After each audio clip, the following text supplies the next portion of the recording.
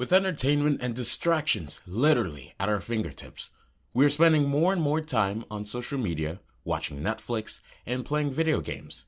Whenever we feel bored for a minute, we grab our smartphone and distract ourselves.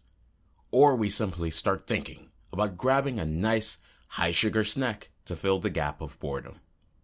The question is, why do we do these kinds of things, even though we know it is not good for us? To answer this question, we need to look at the brain, neurotransmitter, dopamine. In this video, we are going to discuss why we are following some of these destructive patterns, and how we can get rid of those unproductive and harmful behaviors with a simple fix called dopamine detox. Now let's talk about what dopamine really is. Dopamine is often considered a pleasure molecule, but that is not quite what it does. Dopamine is a hormone and a neurotransmitter made in several areas of the brain. It is released when your brain is expecting a reward. Whenever you associate a certain activity with pleasure, mere anticipation is enough to raise dopamine levels. It could be thinking about eating your favorite food, sex, shopping, browsing the internet, binge watching, or just about anything else that you enjoy. For example, every time you scroll through Instagram, watch something on YouTube or Netflix, receive likes on your Twitter shares, or take a bite of a nice juicy hamburger, your brain produces a strong hit of the neurochemical dopamine. Now, obviously, your brain is addicted to dopamine, and it feels really good whenever dopamine is produced. Therefore, your brain will try to stimulate the repetition of the behavior that produced the dopamine in the first place. And that's where things go wrong. In other words, you scroll through Instagram once and your brain produces dopamine. Before you know it, your brain is signaling you to go back to Instagram because it knows it will get a new hit of dopamine again. All of a sudden, you find yourself fighting an uphill battle against your brain, and that's not an easy fight. Eventually, it becomes more of a need than a want. So this is addiction. If you try to stop, you might go through the physical and emotional symptoms of withdrawal. The problem is that a lot of things that we consider normal in our daily life are not normal at all. It's normal simply because we have developed a mild addiction for some things on a large global scale. Yet these things are usually the obstacles that prevent you from focusing on your main goals in life. They distract you from doing deep work, and your mind is being occupied so that you don't have to think about what's wrong in your life.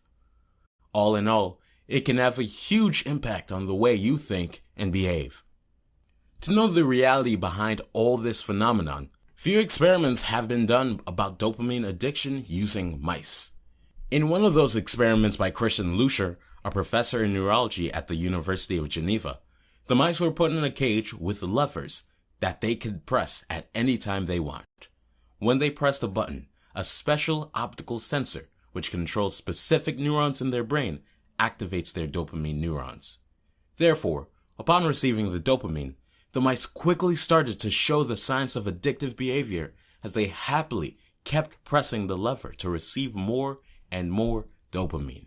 If neuroscientists didn't take the mice out of the cage within an hour or two, they wouldn't eat, they wouldn't drink, and they'd probably die quickly, and even without knowing that they are draining their energy, as their mind would not let them know it because of the constant dopamine supply to the brain. So, what exactly happens in the brains when the mice press the lever repeatedly? It all began when mice activated a system in their brain called the mesolimbic reward system. The mesolimbic reward system releases dopamine in the so-called ventral tegmental area of the brain. So, the more the mice press the lever, the more their desire to press the lever increases due to dopamine release. The same thing happens when people are drug addicts and they know that the drugs are harmful to them. Scientists found that nicotine has a direct effect on the dopamine neurons to increase dopamine release. These drugs can cause a quicker, far more intense dopamine rush than you would get from those double chocolate chip cookies. It's such a powerful rush that you're left craving more of the same substance again and again.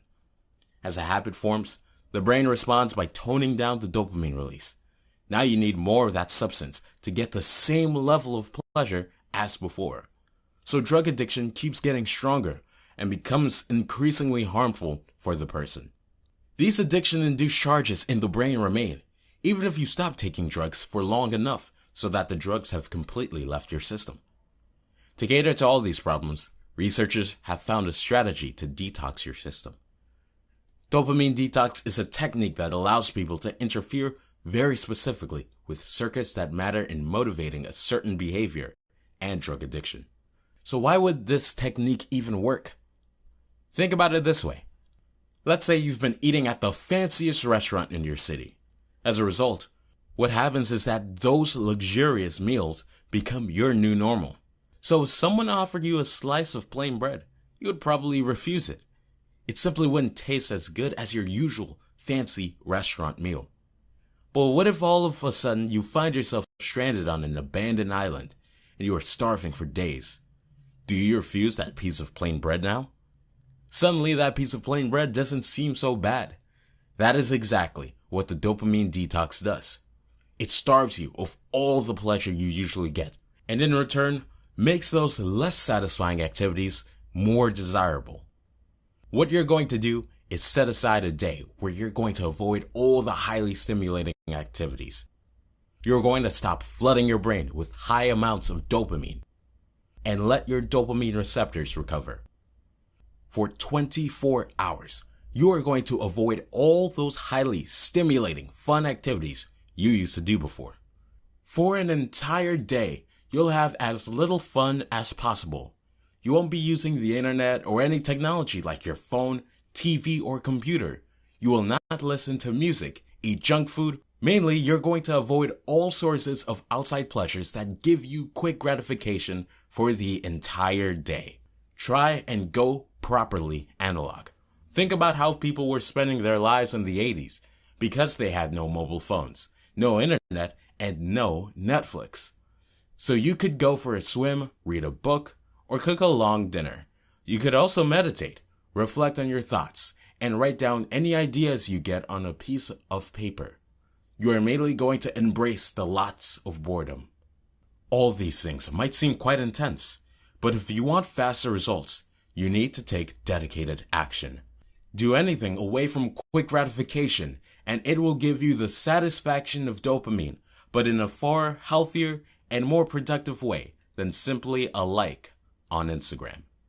If you do not like to be strict with yourself, you can just follow a smaller dopamine detox. Choose one day per week where you're going to abstain from one of the high dopamine behaviors completely. It may be playing video games, checking your phone constantly, binge watching Netflix, eating fast food. On every single week, for one whole day, you're going to avoid one of those unhealthy and unproductive activities that give you instant gratification. You can still do other things except for the selected activity. Of course, you might feel slightly bored without it, but that is the whole point. You need to let your dopamine receptors to recover by limiting the amount of dopamine flooding into your brain. And that boredom is going to push you to do other productive activities that you would normally put off in exchange for high dopamine activities. Now that you're bored, it's easier for you to start them. Of course, experiencing high dopamine activities occasionally is okay, but you should avoid these behaviors at least as much as possible. Ideally, what you need to do is to connect more dopamine to the activities that will benefit you. And what we discovered is that your current high dopamine activities can be used as an incentive to more beneficial and productive activities such as exercising, pursuing your long-term goals, etc. In other words, you could use your high dopamine activities to provide motivation to complete difficult tasks. First, you need to track all the difficult, low dopamine work, such as cleaning your apartment, reading books, doing exercises, working on your side business, etc. Then after a certain amount of work is done, you should reward yourself with some sort of high dopamine activity at the end of the day. The key to success here is that do it after and at the end of the day. If you indulge yourself in high dopamine activity at first thing in the morning, then you will get naturally demotivated to perform any productive, low dopamine work. So always try to start your day with the difficult but highly productive work, and then later in the day, allow yourself to indulge in high dopamine activities.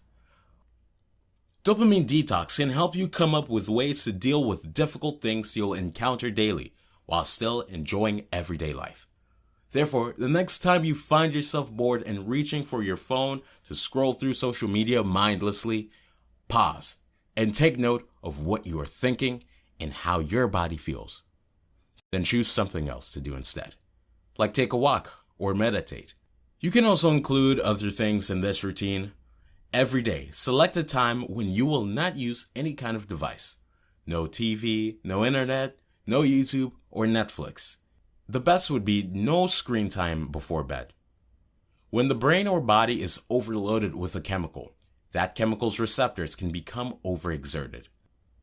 As a result, the receptors either become desensitized to the chemical or get sucked back into the cell and are no longer accessible.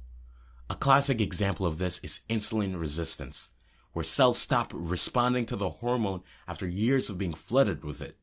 But that only happens in cases of extreme, prolonged exposure.